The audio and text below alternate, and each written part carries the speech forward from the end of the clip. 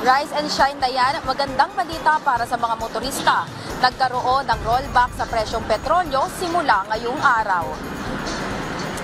Ikinatuwa ng mga motorista ang pagbaba ng presyo ng petrolyo, kagaya na lang ng delivery rider na si Erwin na araw-araw bumabiyahe.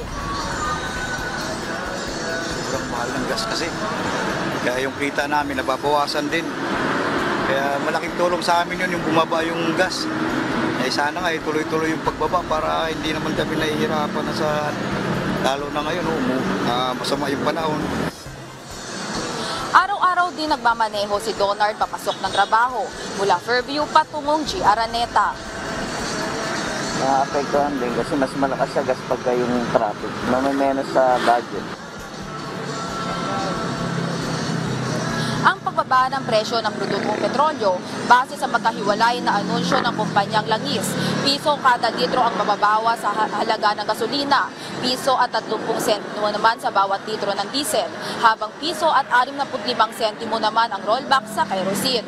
Epekto ang pagbaba ng presyo ng petrolyo ng paghina ng demand ng Langis at mataas sa supply nito sa world market. Ito naman ang ikalawang sunod na linggo ng oil price rollback.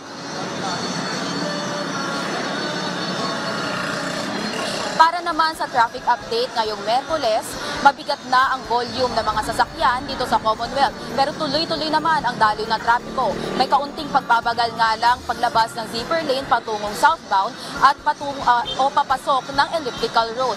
Payo naman sa mga babiyahe na mag-ingat sa pagmamaneho sa basang kalsada, lalo na ngayong maulan. At magdala na rin ng kapote at payo, at lalo na ngayong may bagyo. Balik sa iyo, Dayan.